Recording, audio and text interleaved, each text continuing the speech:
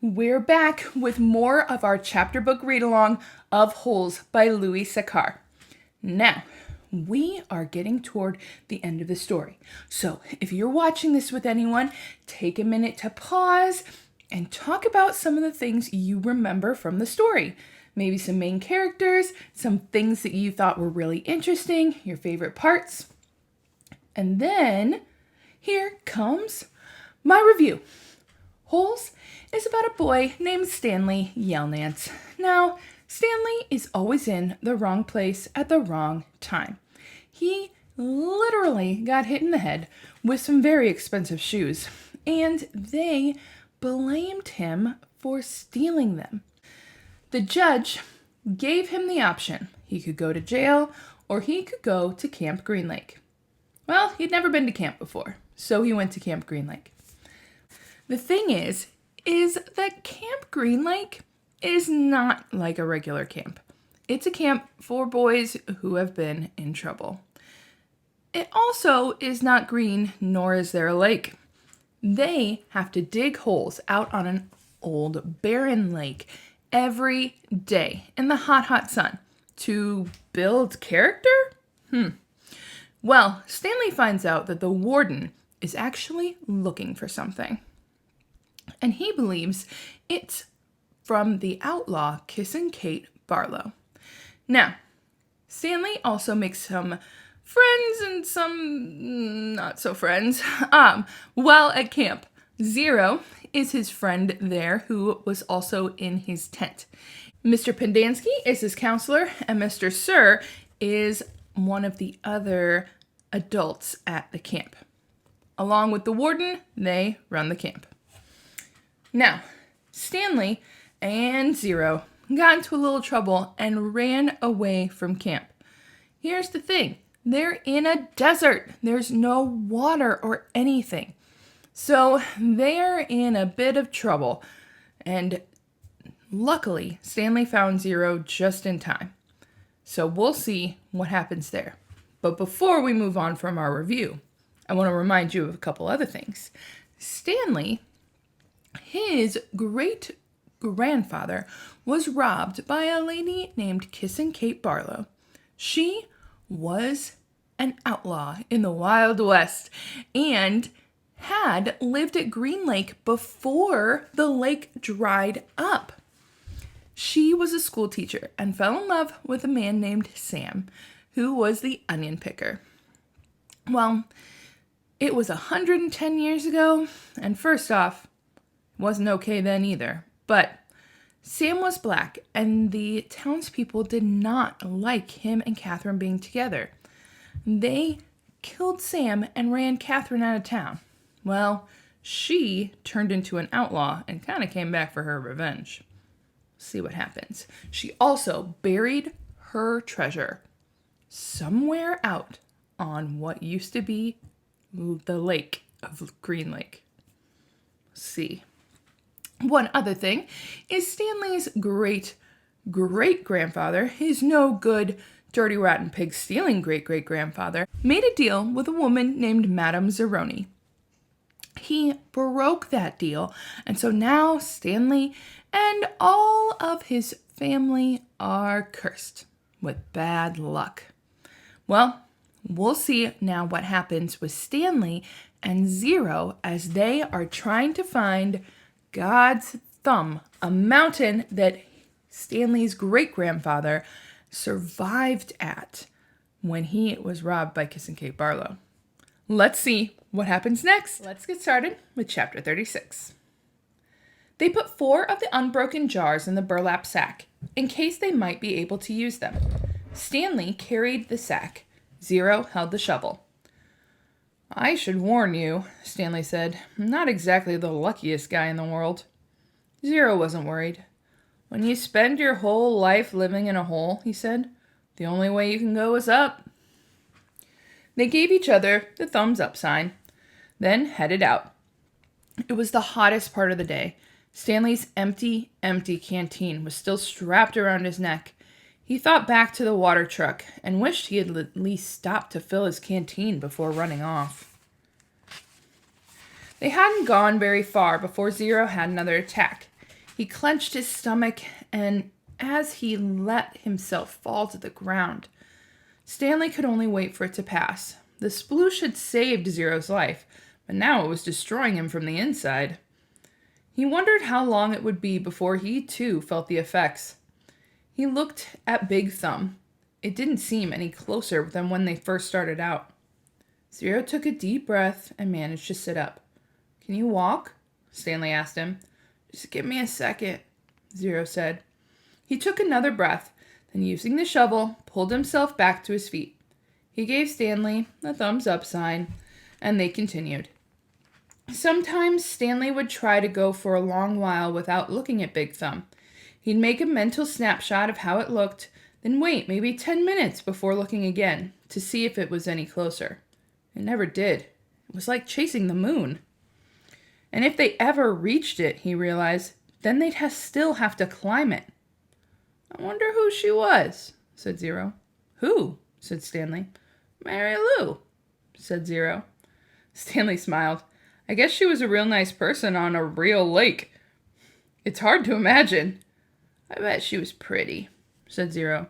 "Somebody must have loved her a lot to name a boat after her." "Yeah," said Stanley. "I bet she looked great in a bathing suit, sitting on the boat while her boyfriend rowed." Zero used the shovel as a third leg. 2 legs weren't enough to keep him up. "I gotta stop and rest," he said after a while. Stanley looked at Big Thumb. It still didn't look any closer. He was afraid if Zero stopped, he might never get started again. "We're almost there," he said. He wondered which was closer, Camp Green Lake or Big Thumb. "I really have to sit down." "Just see if you can go a little." Zero collapsed.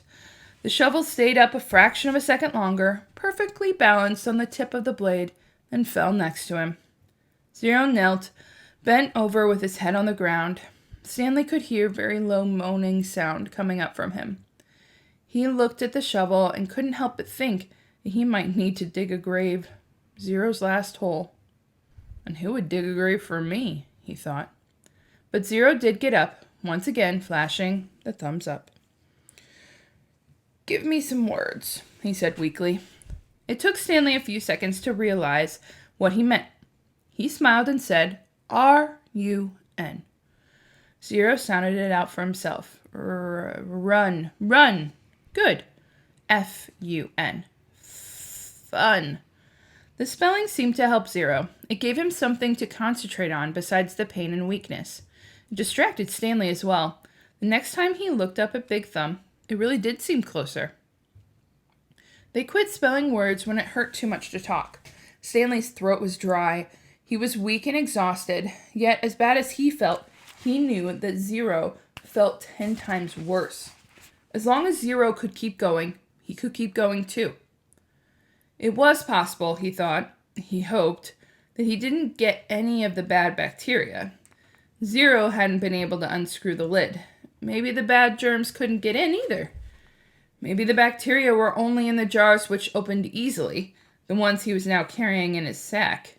What scared Stanley the most about dying wasn't his actual death. He figured he could handle the pain. It wouldn't be much worse than he felt now. In fact, maybe at the moment of his death he would be too weak to feel pain. Death could be a relief. What worried him most was the thought of his parents not knowing what happened to him, not knowing whether he was dead or alive.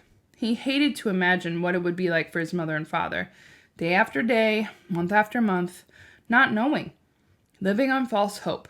For him, at least, it would be over. For his parents, the pain would never end. He wondered if the warden would send out a search party to look for him. It didn't seem likely. She didn't send anyone to look for Zero, but no one cared about Zero. They simply destroyed his files. But Stanley had a family. She couldn't pretend he was never there. He wondered what she would tell them, and when. "What do you think's up there?" Zero asked. Stanley looked at the top of Big Thumb. "Oh, probably an Italian restaurant," he said. Zero managed to laugh. "I think I'll get a pepperoni pizza and a large root beer," Stanley said. "I want an ice cream sundae," said Zero, "with nuts and whipped cream and bananas and hot fudge." The sun was almost directly in front of them. The thumb pointed up toward it. They came to the end of the lake. Huge white stone cliffs rose up before them. Unlike the eastern shore, where Camp Green Lake was situated, the western shore did not slope down gradually. It was as if they had been walking across the flat bottom of a giant frying pan, and now they had to somehow climb up out of it.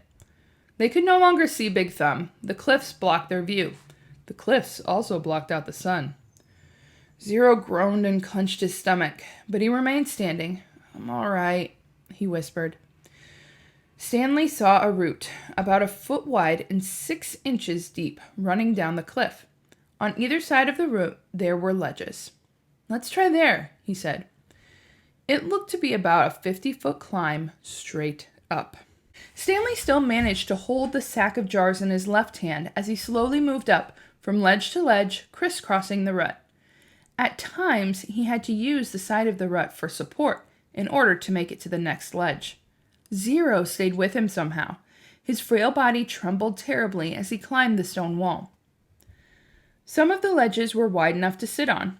Others stuck out no more than a few inches. Just enough for a quick step. Stanley stopped about 2/3 of the way up, on a fairly wide edge. Zero came up alongside him.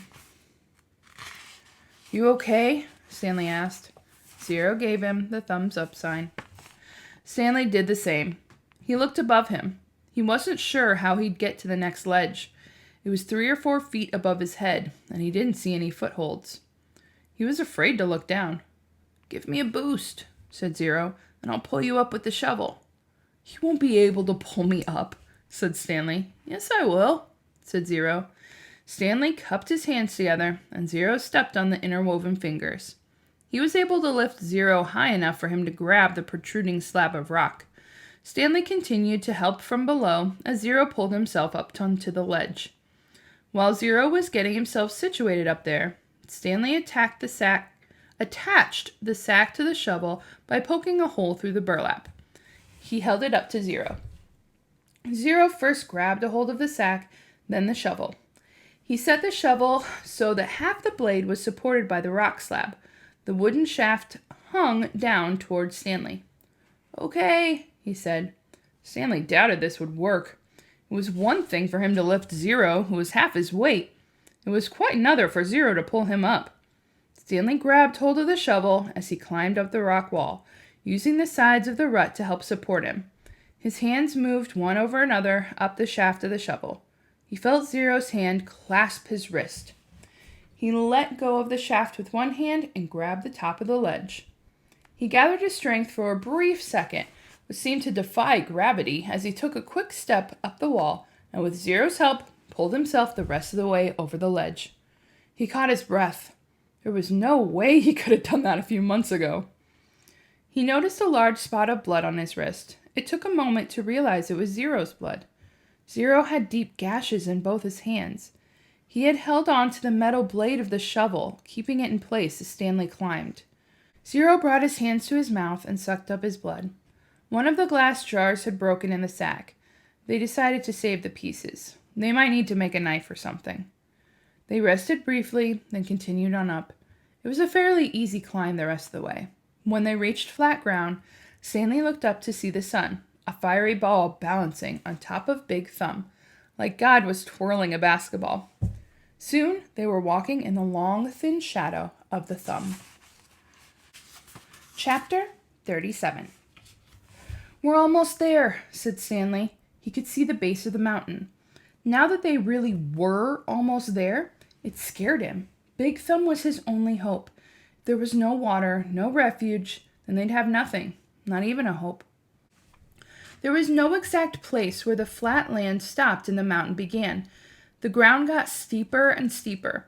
Then there was no doubt that they were heading up the mountain. Stanley could no longer see Big Thumb. The slope of the mountain was in the way. It became too steep to go straight up. Instead, they zigzagged back and forth, increasing their altitude by small increments every time they changed directions. Patches of weeds dotted the mountainside. They walked from one patch to another, using the weeds as footholds. As they got higher, the weeds got thicker.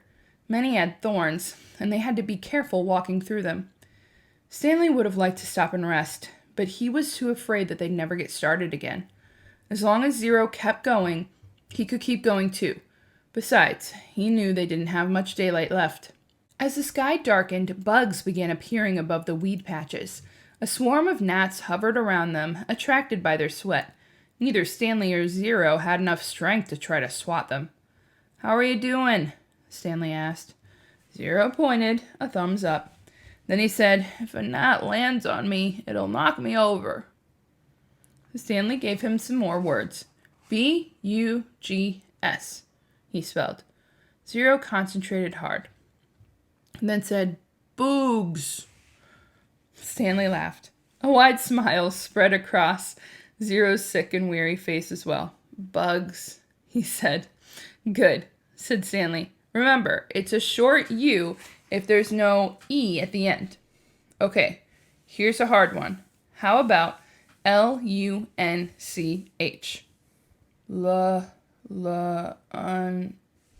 Suddenly Zero made a horrible retching noise as he doubled over and grabbed his stomach. His frail body shook violently, and he threw up, emptying his stomach of the sploosh. He leaned on his knees and took several deep breaths. Then he straightened up and continued going. The swarm of gnats stayed behind, preferring the contents of Zero's stomach to the sweat on the boys' faces. Stanley didn't give him any more words, thinking that he needed to save his strength. But about 10 or 15 minutes later, Zero said, "Lunch." As they climbed higher, the patches of weeds grew thicker, and they made careful not to get their feet tangled in the thorny vines.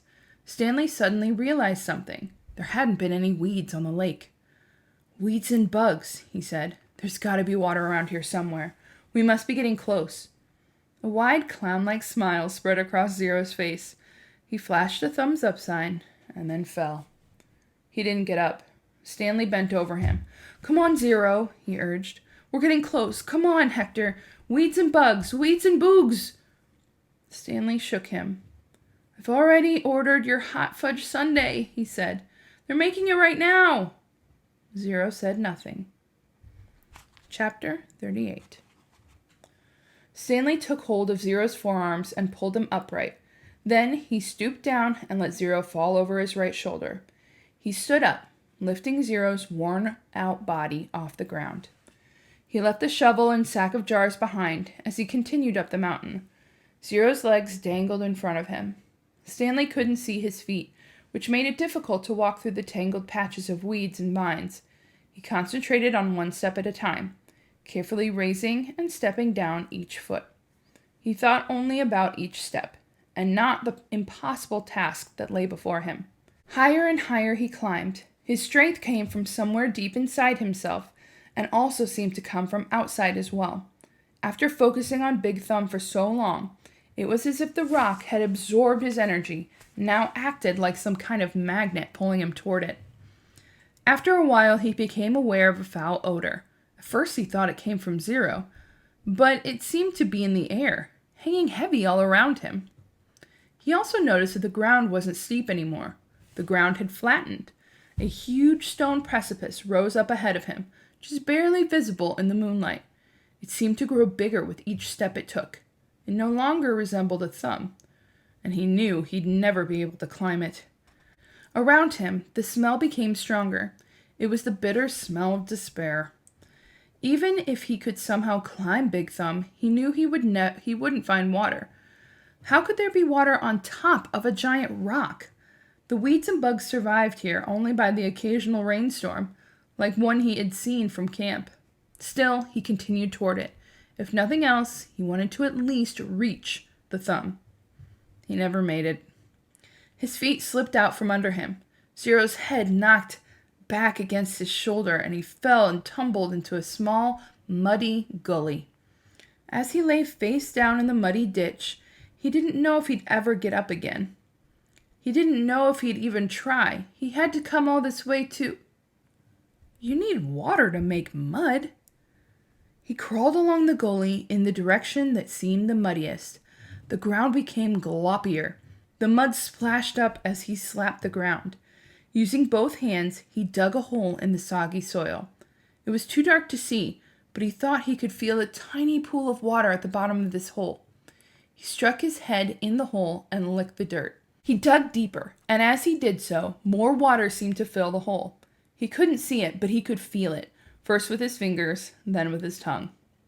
He dug until he had a hole that was about as deep as his arm was long, and there was enough water for him to scoop out with his hands and drop on Zero's face. Zero's eyes remained closed, but his tongue poked out between his lips, searching for the droplets. Stanley dragged Zero closer to the hole. He dug, then scooped some more water and let it pour out of his hands into Zero's mouth. As he continued to widen his hole, his hands came across a smooth, round object. It was too smooth and too round to be a rock. He wiped the dirt off it and realized it was an onion. He bit into it without peeling it. The hot, bitter juice burst in his mouth. He could feel it all the way up to his eyes. And when he swallowed, he felt its warmth move down his throat and into his stomach. He only ate half. He gave the other half to Zero. "Here, eat this." "What is it?" Zero whispered. "A hot fudge sundae," Stanley said. Chapter 39. Stanley woke in a meadow, looking up at the giant rock tower. It was layered and streaked with different shades of red, burnt orange, brown, and tan. It must have been over 100 feet tall. Stanley lay a while, just looking at it. He didn't have the strength to get up. It felt like the insides of his mouth and throat were coated with sand. And no wonder, when he rolled over and saw the water hole. It was about 2.5 feet deep and over 3 feet wide. At the bottom lay no more than 2 inches of very brown water. His hands and fingers were sore from digging, especially under his fingernails. He scooped up some dirty water into his mouth, swished it around, trying to filter through his teeth. Zero moaned. Stanley started to say something to him, but no words came out of his mouth. He tried again. "How you doing?" It hurt to talk. "Not good," Zero said quietly. With great effort, he rolled over, raised himself to his knees, and crawled to the water hole. He lowered his head into it and lapped up some water. Then he jerked back, clutched his knees to his chest, and rolled to his side. His body shook violently.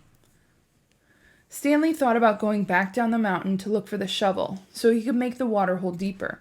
Maybe that would give them cleaner water, and they could use jars as drinking glasses. But he didn't think he had enough strength to go down, let alone make it back up again. He didn't know where to look. He struggled to his feet. He was in a field of greenish-white flowers that seemed to extend all the way around Big Thumb. He took a deep breath, then walked the last 50 yards to the great precipice and touched it. "Tag, you're it." Then he walked back to Zero and the water hole. On the way, he picked one of the flowers. It actually wasn't one big flower, he discovered, but instead each flower was really a cluster of tiny little flowers that formed a round ball. He brought it up to his mouth and had to spit it out.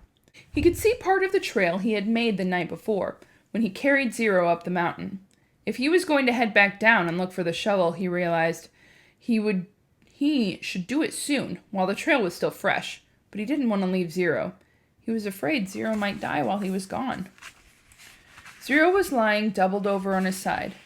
"I've got to tell you something," he said. "Don't talk. Save your strength," said Stanley. "No, listen."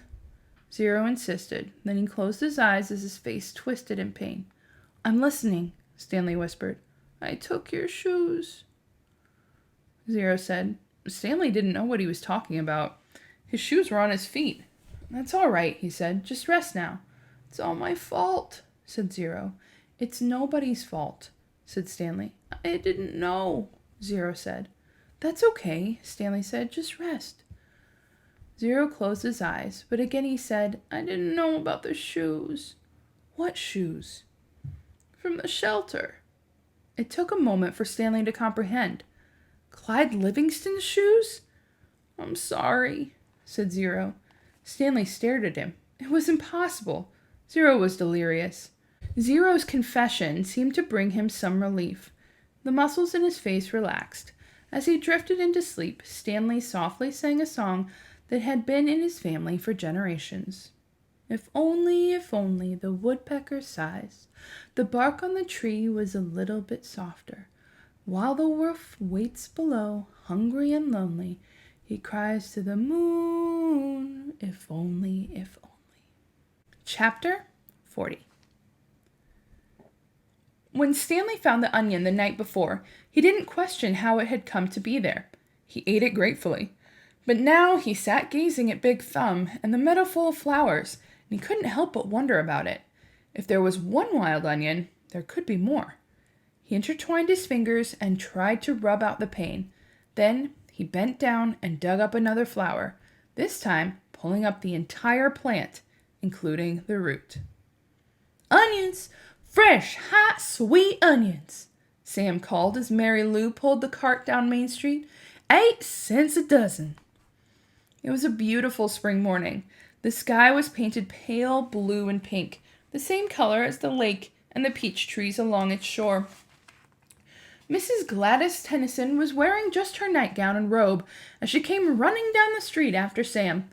Mrs. Tennyson was normally a very proper woman who never went out in public without dressing up in fine clothes and a hat, so it was quite surprising to the people of Green Lake to see her running past them.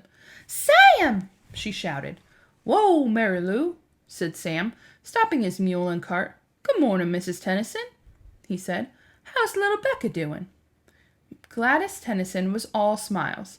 "I think she's going to be all right. The fever broke about an hour ago, thanks to you." "I'm sure the good Lord and Doc Hawthorne deserve most of the credit." "The good Lord, yes," agreed Mrs. Tennyson, "but not Doc Hawthorne. That quack wanted to put leeches on her stomach. Leeches, my word. He said they would suck out the bad blood.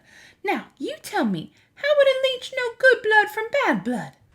"I don't know," said Sam. "It was your onion tonic," said Mrs. Tennyson. "That's what saved her." The other townspeople made their way to the cart. "Good morning, Gladys," said Hattie Parker. "Don't you look lovely this morning?" Several people snickered. "Good morning, Hattie," Mrs. Tennyson replied. "Does your husband know you're parading about in your bedclothes?" Hattie asked. There were more snickers.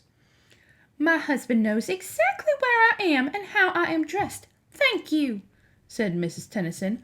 "We have both been up all night and half the morning with Rebecca. She almost died from stomach sickness. It seems she ate some bad meat." Hattie's face flushed. Her husband, Jim Parker, was the butcher. "It made my husband and me sick as well," said Mrs. Tennyson, "but it nearly killed Becca. What with her being so young, Sam saved her life." "It wasn't me," said Sam. "It was the onions." "I'm glad Becca's all right," Hattie said contritely. "I keep telling Jim he needs to wash his knives," said Mr. Pike, who owned the general store. Hattie Parker excused herself, then turned and quickly walked away. "Tell Becca that when she feels up to it to come by the store for a piece of candy," said Mr. Pike. "Thank you, I'll do that." Before returning home, Mrs. Tennyson bought a dozen onions from Sam. She gave him a dime and told him to keep the change. "I don't take charity," Sam told her, "but if you want to buy a few extra onions for Mary Lou, I'm sure she'd appreciate it." "All right, then," said Mrs. Tennyson. "Give my change in onions." Sam gave Mrs. Tennyson an additional 3 onions, and she fed them one at a time to Mary Lou. She laughed as the old donkey ate them out of her hand. Stanley and Zero slept off and on for the next 2 days, ate onions, all they wanted, and splashed dirty water into their mouths. In the late afternoon, Big Thumb gave them shade. Stanley tried to make the hole deeper, but he really needed the shovel. His efforts just seemed to stir up the mud and make the water dirtier. Zero was sleeping. He was still very sick and weak, but the sleep and the onions seemed to be doing him some good. Stanley was no longer afraid he would die soon. Still, he didn't want to go for the shovel while Zero was asleep. He didn't want him to wake up and think he had been deserted. He waited for Zero to open his eyes. "I think I'm going to go look for the shovel," Stanley said. "I'll wait here," Zero said feebly. As if he had any other choice. Stanley headed down the mountain. The sleep and onions had done him good as well. He felt strong. It was fairly easy to follow the trail he had made 2 days earlier. There were a few places he wasn't sure he was going the right way, but just took a bit of searching before he found the trail again. He went quite a ways down the mountain, but still didn't find the shovel. He looked back up toward the top of the mountain. He must have walked right past it, he thought. There was no way he could have carried Zero all the way up from here. Still, he headed downward, just in case. He came to a bare spot between 2 large patches of weeds and sat down to rest. Now he had definitely gone too far, he decided. He was tired out from walking down the hill. It would have been impossible to carry Zero up the hill from here, especially after walking all day with no food and water. His shovel must be buried under some weeds. Before he started back up, he took one last look around in all directions. He saw a large indentation in the weeds a little further down the mountain. Didn't seem likely that the shovel was there, but he'd already come so far. There, lying in some tall weeds, he found the shovel and the sack of jars. He was amazed. He wondered if the shovel and sack might have rolled down the hill, but none of the jars were broken, except the ones that had broken earlier. If they had rolled down the hill, it was doubtful that he would have found the sack and shovel side by side. On his way back up the mountain, Stanley had to sit down and rest for several minutes. It was a long, hard climb. And that is where we're going to end for now. All right, let's read some discussion questions on chapters 36 through 40.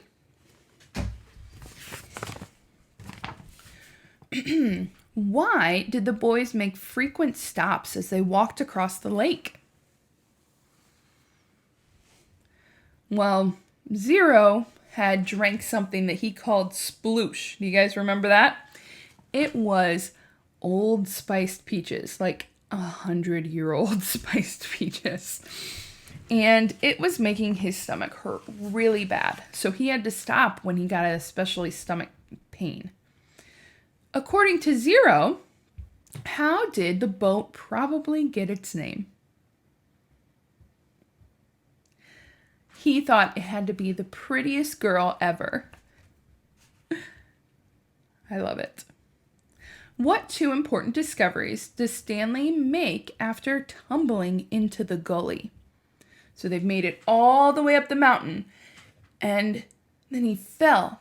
But he fell into some mud. How do you make mud?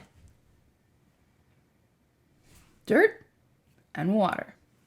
So Stanley found that there had to be water nearby, and he dug and he found it underneath the dirt. What was the second thing he found when he dug? An onion. Why did the insides of Stanley's mouth and throat feel like they were coated with sand? Well, firstly, the poor boy had definitely just walked miles and miles without any water whatsoever in a desert. And then when he finally got water, it was dirt. It was gross. What does Zero say that causes Stanley to believe his friend is delirious? So Zero told him something before he fell asleep that he had to tell him. He had to tell him. Do you remember what it was? Zero told Stanley that he stole the shoes that Stanley was accused of stealing.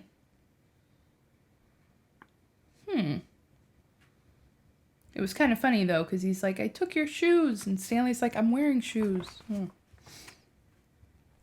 So, in the flashback to Sam and his sweet onions on Green Lake, why was Mrs. Tennyson only wearing her nightgown and robe when she ran down the street after Sam? Do you remember? She was so grateful for him because his onion tonic had made her daughter feel better. She was having horrible, horrible stomach pains, and they had gotten food poisoning from meat. And so it wasn't the doctor that helped her. It was actually Sam's onion tonic that had made her feel better. And so she was too excited to just, put anything on. She had been up all night making sure her daughter was fine. So she ran outside in her PJs. Why, also in the flashback, did Hattie Parker blush when Gladys Tennyson mentioned her daughter Becca had almost died from eating some bad meat? Do you remember why? Hattie Parker's husband was the butcher, which is the person who processes all the meat for the town. So, the reason they got sick was meat from him. Eesh. Back to the present. What surprised Stanley when he headed down the mountain looking for the shovel? How far he had gone carrying Zero. The boy hadn't ate or drank for days, but he climbed way up the mountain carrying his friend. So he was super surprised how far down the shovel and the jars were. Because, he was tired just going back down the mountain, and he had already climbed up carrying Zero.